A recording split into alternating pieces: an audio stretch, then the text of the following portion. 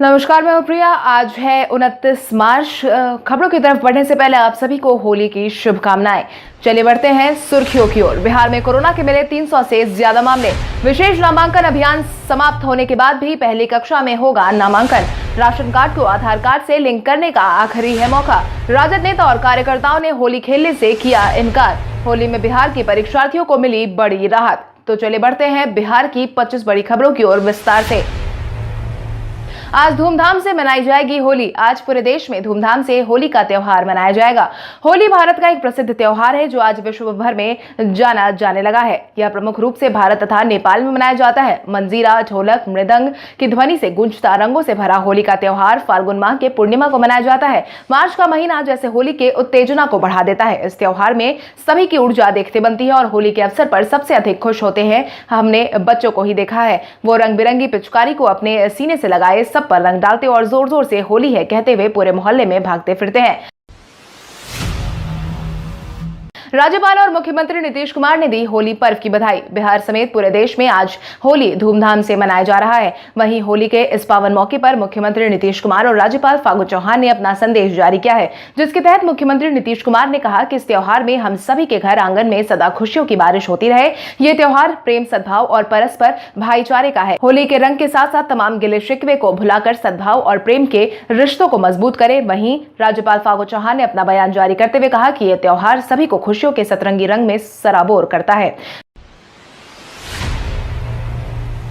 विशेष नामांकन अभियान समाप्त होने के बाद भी पहली कक्षा में होगा नामांकन। बिहार के लगभग सभी सरकारी स्कूल में छात्रों के एडमिशन की प्रक्रिया शुरू करवा दी गई थी। हालांकि शिक्षा विभाग की तरफ से शुरू किए गए विशेष नामांकन अभियान के बावजूद बिहार के सभी 72,000 सरकारी प्रारंभिक स्कूल में पहली कक्षा में नामांकन जारी रहेगा। शिक्षा विभाग ने यह निर्णय लिया है। शिक्षा विभाग के अधिकारियों की माने तो पहली कक्षा में नामांकन का लक्ष्य अभी पूरा नहीं हो पाया है। शिक्षा विभाग के अपर मुख्य सचिव संजय कुमार की माने तो प्रवेशोत्सव के शानदार परिणाम सामने आए हैं, लेकिन पहली कक्षा में कम नामांकन चिंताजनक है। 1 अप्रैल को प्रवेशोत्सव की उपलब्धियों की विस्तृत समीक्षा वही करने वाले हैं।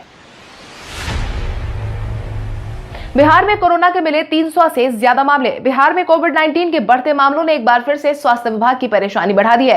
स्वास्थ्य विभाग की तरफ से बीते दिन के पिछले 24 घंटे में जारी किए गए आंकड़ों के अनुसार कुल मिलाकर 351 मरीजों की पुष्टि हुई है, जिसके बाद एक्टिव मरीजों की संख्या 1346 पर पहुंच गई है। वह जहां प्रभावित कुछ जिलों की बात करें तो सबसे ज्यादा राजधानी पटना में 129 मामले सामने आए हैं। वहीं भागलपुर में 46, अररिया में 18, गया में 14 मामलों की पुष्टि हुई है। वहीं बीते 24 घंटे में कुल मिलाकर 119 मरीज कोविड-19 से ठीक हुए हैं, जिसके बाद ठीक हुए व्यक्तियों की कुल संख्या 2,62,036 पर पहुंच गई है। वहीं बिहार राज्य में रिकवरी दर की बात करें तो ये 98.90% है।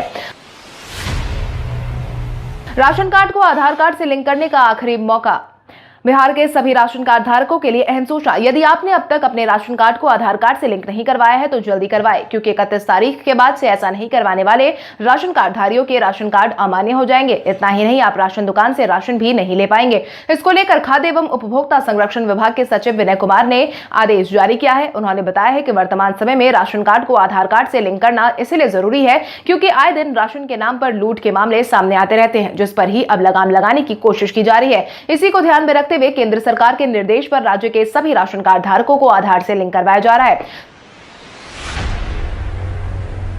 स्वास्थ्य मंत्री मंगल पांडे ने हर दिन 50,000 कोविड टेस्ट होने का किया दावा। देश भर के कई राज्यों में कोरोना मामलों में स्वास्थ्य विभाग की चिंता बढ़ा दी है। इस बीच बिहार में भी बढ़ रहे मामलों को लेकर सरकार और स्वास्थ्य विभाग ने एक बार फिर से अपनी तैयारी शुरू कर दी है और जांच की संख्या बढ़ाई जा रही है। इसी बीच स्वास्थ्य मंत्री मंगल पांडे ने हाल ही में अपना बयान जारी किया है, जिसके तहत उन्होंने कहा है कि कोरोना की नई लहर को देखते हुए बिहार सरकार की तरफ से पूरी तैयारी कर ली है। उन्होंने दावा किया है कि बिहार में हर दिन 50,000 से ज्यादा कोरोना जांच करवाए जा रहे हैं। इसके साथ ही उन्होंने सभी लोगों से मास्क के साथ साथ सोशल डिस्टेंसिंग को अपनाने की अपील की है। 2024 तक पटनावासी कर सकेंगे मेट्रो की सवारी। राजधानी पटना में मेट्रो रेल परियोजना पर लगभग 13,365 करोड़ रुपए से अधिक खर्च होना है, जिसमें 20% बिहार सरकार और 20% केंद्र सरकार खर्च करने वाली है। बाकी 60% जापान इंटरनेशनल कॉर्पोरेशन एजेंसी से कर्ज लेकर काम किया जा रहा है। पटना मेट्रो अब अपने काम की रफ्तार पकड़ने लगी है। कॉरिडोर 2 के साथ कॉरिडोर 1 पर काम चल रहा है। नगर विकास विभाग की तरफ से कॉरिडोर के काम की लगभग चर्चा पूरी हो चुकी है। हालांकि अभी कॉरिडोर 2 पर काम की रफ्तार ने तेज गति पकड़ ली है। मीठापुर और खेमनी चक तक पहुंचने वाले रास्ते का निर्माण कार्य चल रहा है। वार्षिक त्योहार पर अब प्रमंडलीय कमिश्नर की होगी पैनी निगाह। प्रदेश के सभी जिलों के अफसरों से होली पर्व पर शांति व्यवस्था लागू करने का निर्देश प्रमंडलीय आयुक्त संजय कुमार अग्रवाल ने जारी कर दिया। इस बाबत उन्होंने कहा है कि कोरोना से सुरक्षा को लेकर तय मानकों को लागू करवाएं। इन निर्देशों में उन्होंने जनता से अपील की है कि लोग होली के समय सुरक्षा को खास ध्यान में रखें, साथ ही साथ होली के मौके पर भी नियमों का पालन जरूर करें। होली को ध्यान में रखते हुए प्रमंडलीय आयुक्त ने सभी जिलों के डीएम, एसपी और एसपी और अन्य अधिकारियों से कहा है कि होलिका दहन से पहले जगह जगह पुलिस एवं दंडाधिकारियों की तैनाती की जाए। होली में बिहार के परीक्षार्थियों को मिली बड़ी राहत। बिहार के परीक्षार्थियों को कोविड-19 के कारण अक्सर परीक्षा देने के लिए एक जगह से दूसरी जगह पर सफर करने के दौरान काफी परेशानी का सामना करना पड़ता है। पूर्व मध्य रेल बोर्ड की तरफ से संचालित नॉन टेक्निकल पॉपुलर कैटेगरी परीक्षा में शामिल होने वाले अभ्यर्थियों के लिए परीक्षा स्पेशल ट्रेन का परिचालन किया जा रहा है। होली में ज्यादातर ट्रेनों में नो रूम की स्थिति होती है। ऐसे में एनटीपीसी परीक्षा स्पेशल ट्रेन अभ्यर्थियों के साथ साथ होली के बाद घर लौटने वाले यात्रियों के लिए भी महत्वपूर्ण होगी। इस ट्रेन की घोषणा के बाद परीक्षार्थियों को समय पर सुविधापूर्ण तरीके से परीक्षा केंद्र तक पहुंचने की चिंता से बड़ी राहत मिलेगी। खबरों की माने तो इन ट्रेनों का परिचालन 1 से 8 अप्रैल तक हर दिन किया जाएगा। बीते दिन से 3 और शहरों के लिए शुरू हुई उड़ान सेवा। कोविड-19 के कारण विमानों के पहिए पर ब्रेक लग गया था। हालांकि अब धीरे धीरे करके विमानों को पहले की तरह ही परिचालित करवाया जा रहा है। इसी क्रम में बीते दिन से 3 और नए शहर का सीधा जुड़ाव दरभंगा से हो गया है। यह 3 शहर है हैदराबाद, पुणे और कोलकाता। दरभंगा एयरपोर्ट प्रबंधन की तरफ से इस आशय की जानकारी ट्विटर पर साझा कर दी गई है, जिसके परिणाम स्वरूप बीते दिन से दरभंगा से हैदराबाद, पुणे और कोलकाता के लिए फ्लाइट सेवा शुरू हो चुकी है। इसकी बुकिंग पहले ही से जारी थी। एयरपोर्ट के आधिकारिक ट्विटर हैंडल से समर फ्लाइट शेड्यूल जारी करते हुए इसकी जानकारी दी गई थी। बिहार में कोर्ट का फैसला, सुन चौंक जाएंगे आप। कोर्ट कचहरी में अक्सर दोषी करार दिए जाने के बाद व्यक्ति को सजा सुनाने का प्रावधान है, लेकिन बिहार बोर्ड की इंटरमीडिएट की परीक्षा प्रथम श्रेणी से पास होने और इंजीनियर बनने की ललक देखकर मारपीट और बाइक चोरी के आरोपित 2 किशोरों को बिहार शरीफ जिले के किशोर ने परिषद के प्रधान न्यायाधीश मानवेंद्र मिश्र ने दोष मुक्त करार करते हुए बरी कर दिया है। इंटर परीक्षा में फर्स्ट डिवीजन से उत्तीर्ण होने और सजा माफ होने से होली के मौके पर दोनों किशोरों की खुशी दोहरी हो गई है। आपको बता दें कि जज मानवेंद्र मिश्र इसके पहले भी ऐसे कई ऐतिहासिक फैसला सुना चुके हैं। वहीं अपने बचाव में दोनों ने कहा कि किशोरावस्था के कारण भूलवश उनसे 2 साल पहले यह गलती हो गई थी। अब मोबाइल ऐप के माध्यम से रोके जाएंगे सड़क हादसे। बिहार में सड़क दुर्घटनाओं पर नियंत्रण करने के लिए मोबाइल एप्लीकेशन का सहारा लिया जाना है। इस एप्लीकेशन की मदद से दुर्घटनाओं की रिपोर्ट तैयार की जाएगी, जिसके आधार पर ही यह तय किया जाएगा कि आखिर इन हादसों के पीछे का कारण क्या था और उस आधार पर ही सुधार की प्रक्रिया की जाएगी। इस सॉफ्टवेयर को इंटीग्रेटेड रोड एक्सीडेंट डेटाबेस का नाम दिया गया है। इंटीग्रेटेड रोड एक्सीडेंट डेटाबेस का प्रयोग के तौर पर सर्वाधिक सड़क हादसे वाले 6 राज्यों यूपी के साथ साथ कर्नाटक, राजस्थान, एमपी, महाराष्ट्र और तमिलनाडु में इसे लागू कर दिया गया है। जानकारों की माने तो 15 फरवरी से लागू इस सिस्टम का बेहतर परिणाम आया है। इन राज्यों में सड़क दुर्घटना में काफी कमी देखने को मिली है।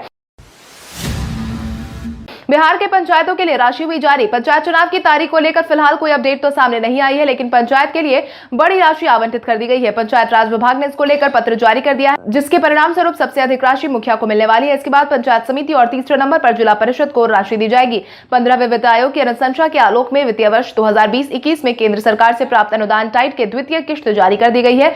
इसके तहत त्रिस्तरीय पंचायती राज संस्थाओं के लिए पत्र में इसका उल्लेख किया गया है कि कुल राशि का 70% ग्राम पंचायत और 20% पंचायत समिति और जिला परिषद को 10% के अनुपात में वितरण किया जाना है। फास्टैग की मदद से अब शराब तस्कर पर कसी जाएगी नकेल। बाहर से आने वाले शराब तस्करों पर अब नकेल कसने की तैयारी हो रही है। मात्र 1 सप्ताह से 10 दिन के भीतर ही तस्कर अपना रूट और पैटर्न दोनों बदलते नजर आ रहे हैं। रास्ता बदलने के साथ साथ वाहन के प्रकार और छुपाने का तरीका भी बदल दिया जाता है। उत्पाद विभाग के अधिकारी बताते हैं कि शराब तस्करी को ब्रेक करने के लिए फास्टैग को भी अपना हथियार बनाने की कोशिश की जा रही है। उत्पाद विभाग की कोशिश है कि फास्टैग से निबंधित वाहनों को भी नजर रखा जाए। ऐसे में निबंधित वाहनों को पकड़ने में आसानी होगी। विभाग के अधिकारियों के अनुसार शराब तस्कर अब अपने ट्रक और बड़े वाहनों को छोड़कर छोटे वाहनों में तस्करी को अधिक घटनाओं को अंजाम दे रहे हैं। सभी निजी आईटीआई में बायोमेट्रिक अटेंडेंस से जुड़ेगा स्टूडेंट का आधार। श्रम संसाधन विभाग ने निजी आईटीआई में पढ़ने वाले सभी छात्र छात्राओं के बायोमेट्रिक अटेंडेंस को आधार से जोड़ने का निर्णय लिया है, जिसके बाद राज्य के निजी आईटीआई के छात्र बिना क्लास के परीक्षा में नहीं बैठ पाएंगे। विभाग की माने तो निजी आईटीआई में दूसरे राज्यों से छात्र छात्राओं का नामांकन लिया जा रहा है, लेकिन लोग क्लास नहीं कर रहे हैं, उनके लिए 80% बायोमेट्रिक अटेंडेंस को अनिवार्य कर दिया गया है, ताकि बिना क्लास किए कोई भी छात्र परीक्षा में नहीं बैठे। इसके साथ ही विभागीय समीक्षा बैठक जून में आयोजित करवाई गई है, जिसमें देखा जाएगा कि किस आईटीआई में कितने छात्र मौजूद है और उनका अटेंडेंस बायोमेट्रिक सिस्टम के अनुसार कितना है। उसके बाद छात्र को परीक्षा टिकट दिया जाएगा। बिहार में अब 100 वर्ग फुट की छत पर भी होगी बागवानी। लोगों को घर में ही खेती करने के लिए प्रेरित करने की शुरुआत कर दी गई है, जिसके तहत छत पर बागवानी योजना में सरकार बड़ा बदलाव करने जा रही है। कृषि विभाग की योजना को यदि सरकार से मंजूरी मिल जाती है तो वो लोग भी बागवानी कर सकेंगे जिनके घर की मात्र छत 100 वर्ग फुट की है। वहीं अभी 300 वर्ग फुट की छत के लिए योजना बनाई गई है। इनमें इकाई पर 50,000 रुपए खर्च आते हैं। लाभार्थी पहले 25,000 जमा करते हैं, इसके बाद सरकार 25,000 और जोड़कर एजेंसी 50,000 देती है या एजेंसी की छत पर पूरा सेटअप तैयार किया जाता है। इसलिए केवल आपको ऑनलाइन आवेदन करना होगा और आने वाले दिनों में 100 से 200 वर्ग फुट की छत वाले भी इसका लाभ ले सकेंगे। बिहार में भूजल स्तर की स्थिति बताई गई ठीक। देश में भूजल स्तर की स्थिति ने सरकार की चिंता बढ़ा दी है। इसको लेकर हाल ही में केंद्र सरकार की तरफ से सभी राज्यों के भूजल स्तर को लेकर आंकड़े जारी किए गए हैं, जिसके तहत भूजल इकाई को चुना गया है। वहां जल स्तर को सुरक्षित, संवेदनशील, अति संवेदनशील जैसे इकाइयों के आधार पर बांटा गया है। बता दें, अगर हम बात बिहार की करें तो बिहार में 81% भूजल इकाइयां सुरक्षित है। वहीं सबसे चिंताजनक राज्यों की स्थिति की बात करें तो इसमें पंजाब का नाम शामिल है। पटना सदर अंचल को 3 भाग में बांटने की शुरू हुई तैयारी। पटना में बदलाव की लहर चल रही है। पटना में बदलाव की लहर देखने को मिलने वाली है। खबरों की माने तो पटना सदर अंचल को 3 भागों में बांटने को लेकर तैयारी शुरू हो चुकी है। जिला प्रशासन ने इसको लेकर राजस्व एवं भूमि सुधार विभाग को प्रस्ताव भी जारी कर दिया और होली के बाद इस पर फैसला भी आने की उम्मीद जताई जा रही है, जिसके बाद कैबिनेट की मुहर लगने के बाद इस पर अमल किया जाएगा। जिला प्रशासन की तरफ से जो प्रस्ताव भेजा गया है उसके मुताबिक पटना सिटी अंचल में कंकड़बाग, अजीमाबाद सिटी और बांकीपुर का इलाका रहेगा, जबकि सदर अंचल में पाटलिपुत्र का इलाका रहेगा। अंचल पुनर्गठन के बाद पटना में 3 अलग अलग गजल काम करेंगे। 12वीं के बाद 10वीं के परिणाम आ सकते हैं अगले महीने। बिहार बोर्ड की 12वीं के परिणाम को समय पर जारी कर दिया गया है। वहीं अब 10वीं के परिणाम को जारी करने की तैयारी हो रही है। खबरों की माने तो होली के बाद बिहार विद्यालय परीक्षा समिति मैट्रिक परीक्षा का परिणाम जारी करने में जुट गया है। उम्मीद जताई जा रही है कि 6 से 7 अप्रैल के बाद मैट्रिक के परिणाम की घोषणा की जा सकती है। हालांकि यह आधिकारिक सूचना नहीं है। राजद नेता और कार्यकर्ताओं ने होली खेलने से किया इनकार। होली का त्योहार आज है, लेकिन आज राजद नेता और कार्यकर्ता ने इस साल होली खेलने वाले होली को मना कर दिया है, जिसके तहत राजद कार्यकर्ताओं और नेताओं ने यह साफ कर दिया है कि जब तक लालू प्रसाद यादव जेल से बाहर नहीं आएंगे तो होली नहीं मनाया जाएगा। इसको लेकर बीते दिन सभी कार्यकर्ताओं ने संकल्प भी लिया। कार्यकर्ता की माने तो उनका कहना है कि राजद सुप्रीमो लालू प्रसाद यादव किसी भगवान से कम नहीं है। आज वो मुसीबत में है, ऐसे में हम होली कैसे मना सकते हैं। ऐसे में अब पार्टी ने निर्णय लिया है कि जब तक राजद सुप्रीमो बाहर नहीं आ जाएंगे कोई भी वर्कर तब तक अबीर गुलाल को हाथ नहीं लगाएगा। चिराग पासवान पार्टी के प्रत्याशियों के खिलाफ हुए सख्त। चिराग पासवान अब अपने पार्टी के प्रत्याशियों के खिलाफ सख्त होते नजर आ रहे हैं। इसी क्रम में ढिलाई बरतने वाले प्रत्याशियों के खिलाफ उन्होंने बीते दिन कारण बताओ नोटिस जारी कर दिया है। मिली जानकारी के अनुसार चिराग ने ऐसे प्रत्याशियों के खिलाफ यह नोटिस जारी किया है जो बैठक में शामिल होने नहीं पहुंचे थे। यह बैठक 28 फरवरी को आयोजित की गई थी, जिसमें 20 प्रत्याशी शामिल होने नहीं पहुंचे थे। हालांकि अनुपस्थित प्रत्याशियों ने बैठक में नहीं शामिल होने का कोई लिखित कारण पेश नहीं किया था, जिसके बाद ही अब 5 अप्रैल से पहले लिखित रूप से पार्टी केंद्रीय कार्यालय को अनुपस्थित होने का कारण अवगत कराने को कहा गया है। त्योहार को लेकर प्रधानमंत्री मोदी ने की अपील। प्रधानमंत्री नरेंद्र मोदी ने होली के पहले अपने मासिक रेडियो कार्यक्रम मन की बात के तहत देशवासियों को संबोधित किया। अपने 75वें संस्करण के तहत उन्होंने कहा कि कोरोना से लड़ाई का मंत्र जरूर याद रखें, दवाई भी और कड़ाई भी। इसके साथ ही उन्होंने कहा कि हमारे कोरोना वॉरियर्स के प्रति सम्मान आदर में थाली बजाना, दिया जलाना, आपको अंदाजा भी नहीं है कि कोरोना वॉरियर्स के दिल को ये अंदाज कितना ज्यादा छू गया था। यही कारण है कि हमारे योद्धा भी इतने साल तक बिना रुके डटे रहे। इसके साथ ही उन्होंने त्योहार के समय सभी लोगों से सावधानी बरतने की बात भी कही। भारत ने रोमांचक मुकाबले में इंग्लैंड को दी मात। महाराष्ट्र क्रिकेट संघ स्टेडियम में बीते दिन भारत और इंग्लैंड के बीच खेले गए तीसरे और अंतिम वनडे मुकाबले में टीम इंडिया ने 7 रनों से शानदार जीत दर्ज की। इसी के साथ भारतीय टीम ने 3 मैचों की वनडे सीरीज 2-1 से अपने नाम कर ली। इससे पहले भारत ने T20 और टेस्ट सीरीज में भी जीत हासिल की थी। इस मैच में टॉस हारकर पहले बैटिंग करने उतरी विराट कोहली की टीम 48.2 ओवर में 329 रनों पर ऑल आउट हो गई, जिसके बाद भारतीय टीम काफी ज्यादा दबाव में आ गई। हालांकि भारतीय टीम के गेंदबाजों ने मोर्चा संभाला और इसके बाद इंग्लैंड की टीम 50 ओवर में 9 विकेट के नुकसान पर 322 रन ही बना पाई, जिसके बाद भारतीय टीम ने सीरीज पर अपना नाम दर्ज किया। होली से पहले शत्रुघ्न सिन्हा का पोस्ट हुआ वायरल। अभिनेता शत्रुघ्न सिन्हा को उनके बेबाक डायलॉग के लिए जाना जाता है। इसी क्रम में उन्होंने हाल ही में होली से पहले अपना एक और ट्वीट जारी किया था, जिसके बाद से उनके इस ट्वीट ने सबका ध्यान अपनी तरफ खींचना शुरू कर दिया है।